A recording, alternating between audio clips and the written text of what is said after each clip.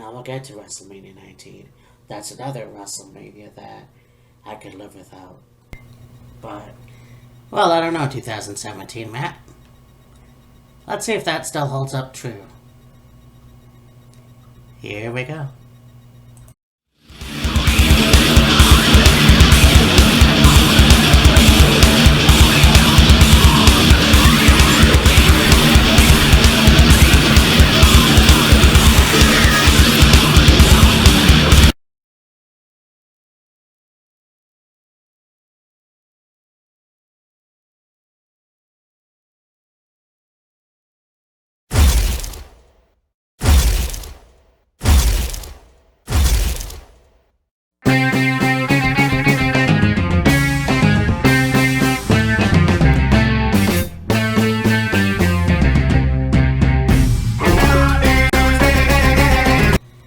Hey, me Matt here, and we're at Simcoe Field, and it's WrestleMania 19.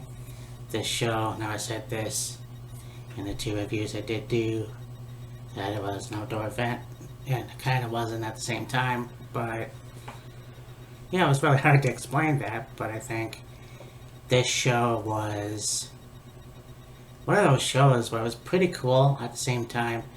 It was at could have had an opportunity that was missed, and I'm not quite sure why these things happen. So, yeah, let's get it on. We have the pre-show on Heat, which was Chief Morley and Lance Storm, two Canadian boys who defeated Kane and Rob Van Dam for the World Tag Team titles. And yeah, the Dudleys were in their corner. I think it was some kind of storyline where the Dudleys had to listen to Bischoff or some shit like that. I have no idea what's going on there, but this match was pretty good. And I remember thinking, why is the Tag Team Championship match on the pre-show? But I mean, once again, it was still Heat. You still watched it for free. It was still in the same arena that WrestleMania was going to be at. So you also had a segment with full-blooded Italians who took out Nathan Jones in a bathroom stall. So we'll see that.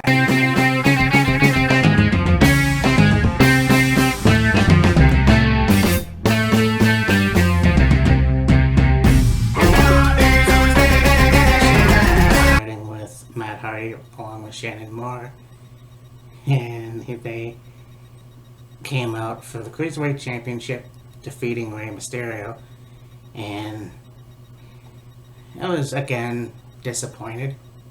I would have thought that Rey should have won instead of wait a few more weeks for a rematch where he actually did win the Cruiserweight title, but this was a really good match. And of course, to get to that point, I think Matt had to train to get to 205 or whatever it was. And yeah, he basically cut that weight. And yeah, very good segments with Shannon Moore as his coach, fellow MFer. And yeah, somehow Matt got the win. Still Cruiserweight champion, so that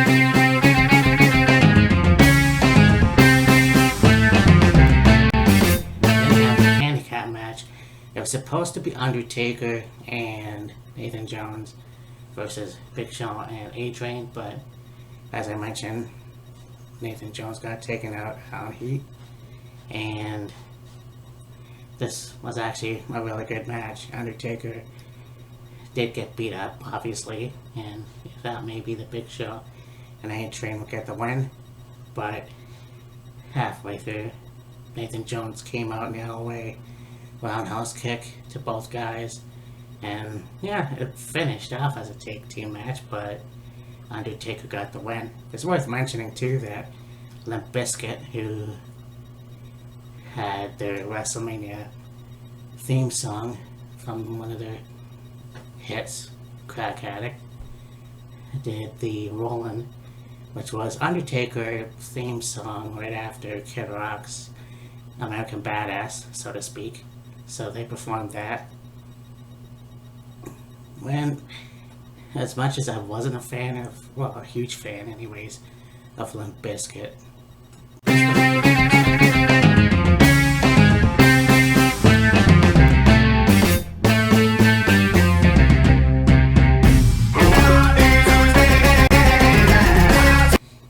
you have the Women's Championship. You have Trish Stratus, who defeated Victoria and Jazz, with Steven Richards on Victoria's side. You have Victoria, who was the champion, and it was kind of interesting because Trish lost a year before in Toronto in WrestleMania 18, so to have her win here was interesting, but again, facing Jazz, and then of course Victoria, who was the champion. This was a pretty good match too, and I think it's with the women's division picked up.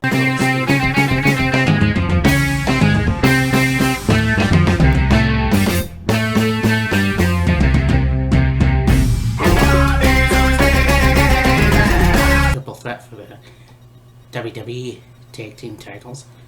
You have Team Angle, Charlie Haas, Sean Benjamin, who were retained against Chris Benoit and Rhino and Los Guerreros, Chavo and Eddie. This was a pretty good match. All three of them had really good styles. I'm not quite sure how long Benoit and Rhino last. I couldn't remember. But they worked well together, I guess. And yeah, you know, I think too that the world titles and the tag team titles on SmackDown were good, and hopefully one day they'll go back to that format. But I mean, I'll see what happens in the near future. Let's say WrestleMania this year. This match, so you have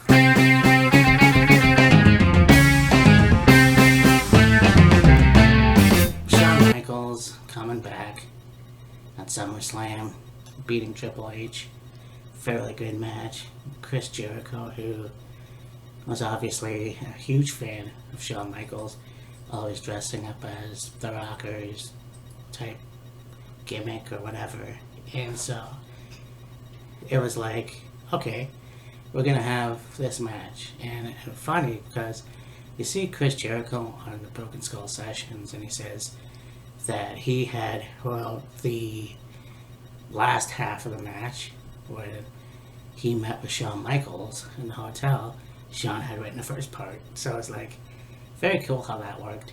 And at the time, I was not a fan of Shawn Michaels still, so I fucking didn't look forward to this match. But honestly, looking back at it now, I thought it was very good. Maybe not Steamboat Jericho good, but it's fairly good. They have the Walls of Jericho on the outside. You have a bunch of sweet chin musics. Even Jericho, I believe, hit one. And there was a bunch of Skin the Cats. So, yeah. Eventually, HBK got the win. And you go to hug, you see Chris in tears. And you think, okay, well, they, you know, are friends, and Chris has a lot of respect for him, and I kick right to the balls, and Shawn Michaels goes down on his knees, and yeah, Chris Jericho pushes him off and leaves, and just to see it booze. It was kind of like, you know, yeah, there was a point where I think they were going to have Chris go over, but would that have made sense? I don't know. And I know that they were both in the company in 2000. Shawn Michaels, not so much. I think he was still the commissioner for a bit. But I'm not sure. I don't think they met. I know they met backstage a lot, but they would have another more epic feud in 2008.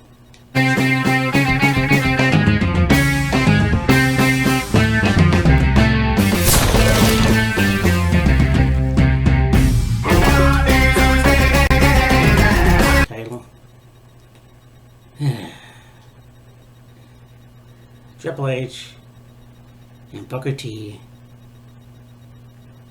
you know, it's one of those things where I think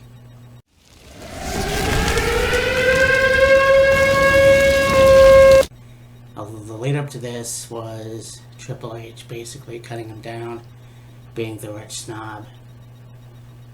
It was, yeah, borderline racist. And I thought, okay, Booker T should have went over. Really, he should have went over as the world champion. He would have been a good world champion. And for some reason, I'm not sure. He did hurt his leg. Okay. You know, Triple H got hurt. You know, Triple H applied the Indian Deathlock, which he used in WCW. And, you know, there was a point where they were both on the mat. Referee counted. Triple H took a long ass time and basically put his hand on Booker T's chest for the win. You know what, it still pisses me off to this day, because I think, you know, I know that Booker T eventually got the world title, asking Booker. It wouldn't have killed you to put the title on WrestleMania. Hell, maybe he could lose the title at Backlash. That would have made sense. You know, but once again, it's, you know, people say, well, Triple H used his power. They say it was a race thing. With the way the storyline went, there's no way that you should not have had Booker T lose. But, yeah, they faced each other again in 2008 in SummerSlam, and Triple H made his return and had the match with Booker T and won that one. Just dumb.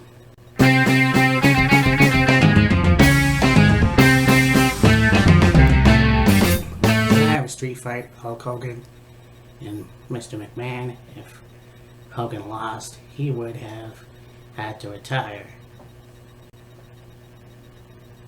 So, this was actually a really good match, and I enjoy street fights. And once again, as much flack as I give Hogan, I think that he was really good in this.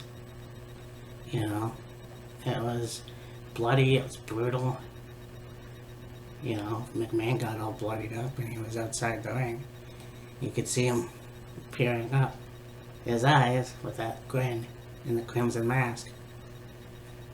You know, we didn't know who was going to win. We were hoping Hogan was, but then this Roddy Piper came out in a trench coat. Now, Roddy Piper did an interview for a package for this match, and what he said was, if, you know, McMahon, I can't remember what it was, but anyways, yeah, he came out, he had the lead pipe, he thought, okay, he's gonna hit Vince.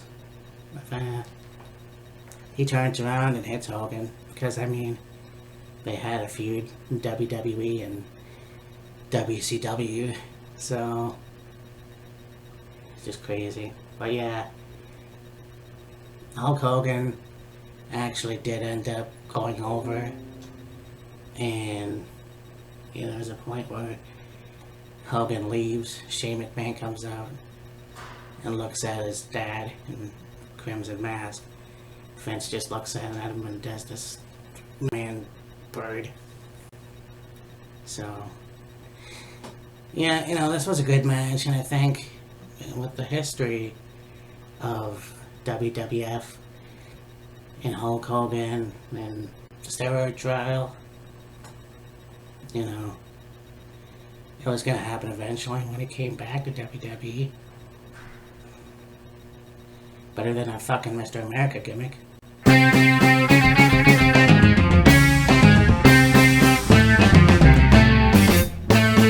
Then you have this match, the third installment of The Rock vs. Stone Cold Steve Austin, and this match was very good, and it told a story. It really did. You know, Stone Cold came back, No Way Out, 2003 to beat Bischoff. Had the match with Scott Hall. You know, his body started wearing down, and the night before he was in the hospital. Dehydrated, caffeine, alcohol. And so he left the hospital to do the match because he wanted to respect Dwayne. So I thought that was very cool. This match was cool as well. I mean, you have Stone Cold do the rock bottom. You have The Rock do Stone Cold Stunner. The Rock eventually put on the vest. I think it was like 4 rock bottoms to Stone Cold. And The Rock finally won the match. The Rock finally beat Stone Cold. And I mean, there was a rumor that Austin was going to go over, but I think that because of the shape he was in, who knows when he was going to say when. And I mean, like last year, like I said before, it was like he wrestled yesterday. Yeah, this was cool. And yeah, I was mad, but I mean, it is what it is. And I think being an Austin fan, like Stone Cold Steve Austin is still iconic, so is The Rock. And afterwards, The Rock whispered how much it meant to him that Steve helped him with his career. So I mean, that was cool. But yeah, I mean, at that time I was upset, but what can you do? At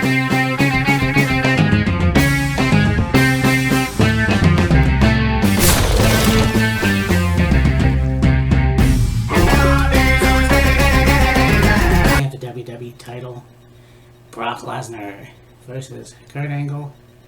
Had Angle been counted out, disqualified, or had any interference, he would have lost his title. This was cool to see 2 Olympic wrestlers go at it. They had put on a really good match. And there was a rumor that Kurt broke his neck, but I'm not quite sure when that happened. I'm not denying it didn't happen. I don't know when it happened, but you have the point where at the end of the match, you have Brock go up on the turnbuckle to do a shooting star press. And it was almost like, I think Kurt told him to do it. Or maybe it was Heyman. I'm not quite sure. Paul Heyman. But he used to do the move in OVW. So it was like, okay, well, why don't you do it then? For some reason, Kurt was a little bit further than he should have been, and Brock landed on his head. So, yeah, that was a massive concussion. But Brock did like 2 F5s, maybe just 1 F5, I don't know, to get the match, become the WWE champion, and they hugged. So, I mean, Brock was out for a bit, came back a face, and then of course turned heel in the steel cage on SmackDown. They had their epic Iron Man match on SmackDown on another episode. So I mean, yeah, this was a good show. And I mean, I know I probably shit on it a few times. I did actually enjoy it. I thought it was cool. Maybe I'm not the greatest still, but much better than I give it credit for. So, yeah, there it is. WrestleMania 19 in the books. That was, I was just almost out of high school. And, very good. And then, the first World Wrestling Entertainment WrestleMania, so there it is. Bye. So that them cutting WCW was a long time coming. But I think that there's this myth out there that Jamie Keller that's why he took pleasure in cutting WCW. I don't think that's the case at all. Because if you look at some of his earlier interviews,